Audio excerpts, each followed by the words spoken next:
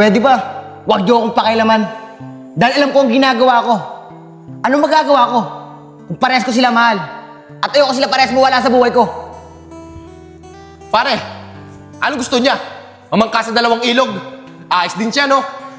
Sabihin ko kaya kay Carmer, yung tungkol sa kanilang dalawa ni Mary Joy. Ano kayong mangyayari sa kanya? Nako, malaking problema yan. Siguro mapapayo ko lang sa'yo. Huwag ka nang mangialam.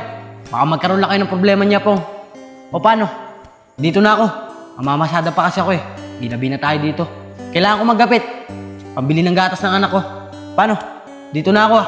Yung payo ko sa'yo. Sige, mag-iingat ka. Apong, ba't ang tahimik mo? Nagalit ka ba sa akin nung pumunta ako sa inyo kagabi? Hindi naman, Carmer.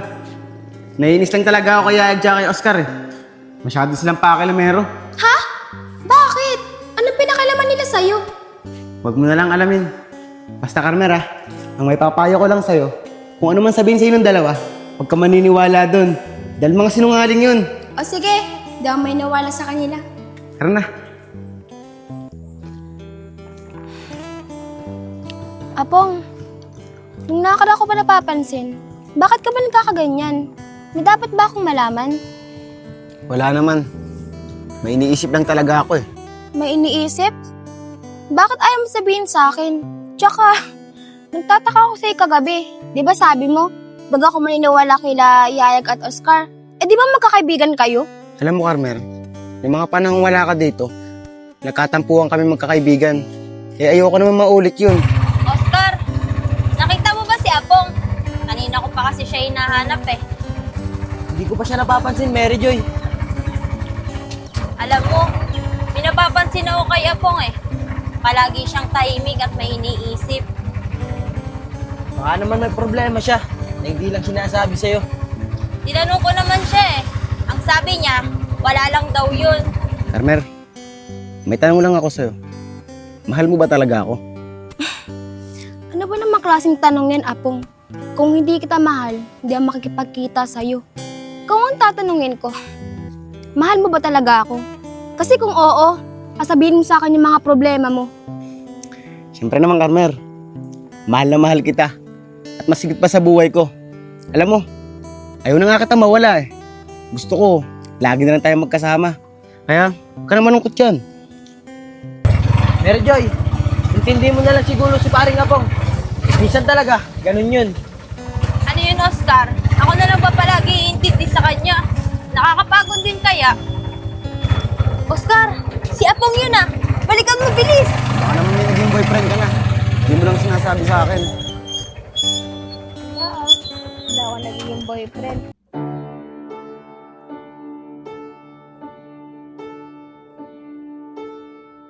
Apong, ano ibig sabihin nito?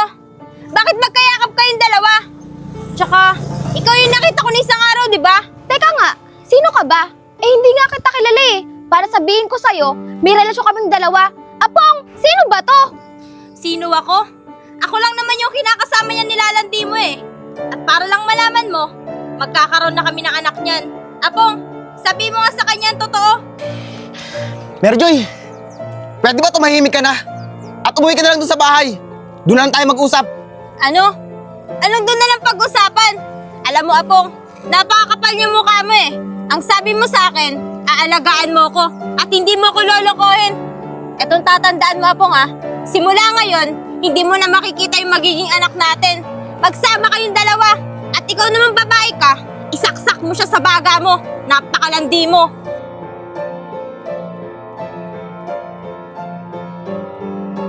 Mary Joy, ihatid na kita. Ayoko! Kaya ko na mag-isa. Carmer, hayaan mo yun. Wala lang yun. Tsaka hayaan mo ako magpaliwanag sa'yo.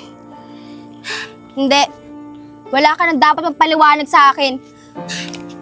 Yung narinig kong lahat to, magkakaanak ka na pala. Napakasinungaling mo. Sabi mo sa akin, wala ka ibang minahal kundi ako lang. Carmer, patawarin mo ako. Kung di ko kagad nasabi sa'yo. Natatakot kasi ako eh. Na baka mawala ka pa sa akin. Mahal na mahal kita eh. Apong, bitawan mo nga ako. Anong mahal? Kung mahal mo ako, hindi mo gagawin sa akin nilokohin ako at saktan. Alam mo ba, kung ba't ako bumalik dito? Para sa'yo. Pero anong ginawa mo? Niloko mo lang ako. Simula ngayong araw, tapos na tayo.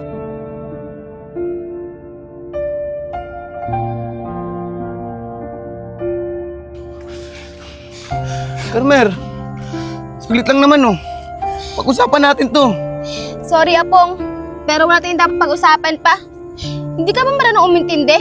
Simula ngayon, wala tayong dapat ayusin. Carmer! Carmer! Diba, tulad nga ng sinabi ko sa'yo, dapat nung una pa lang sinabi mo na sa kanila. Yan tuloy, parang silang nawala. Pre, dapat pala nakinig ako sa inyo. Hindi sana nangyari sa akin yung mga ganitong bagay. Pre, huwag ka mag-alala. Kaya mo pa naman itama yung mga pagkakamali mo. Tutulungan kita at susubukan kung kausapin si Mary Joy. Paano pre? Tara na.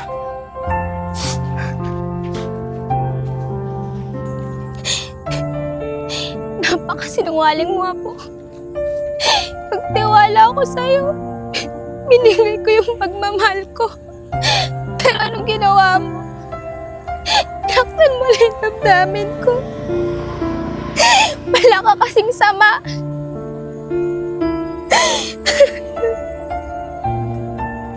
Oh, huwag ka nang umiyak dyan.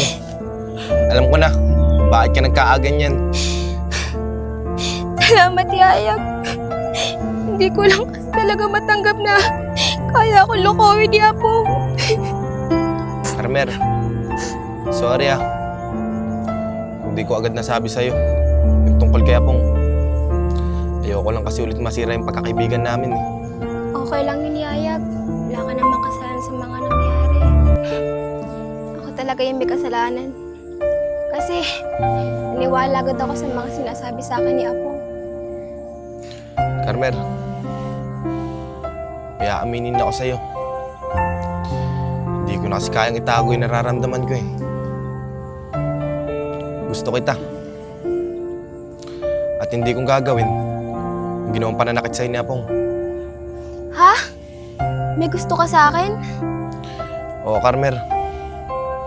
Tama yung narinig mo.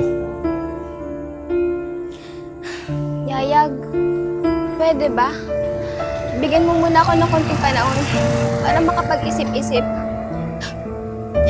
Sobrang sakit kasi ng ginawa sa akin ni Apong eh.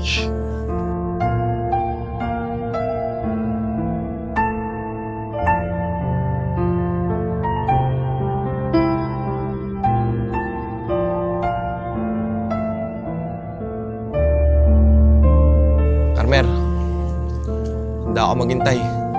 Kahit gaano pa katagal yan.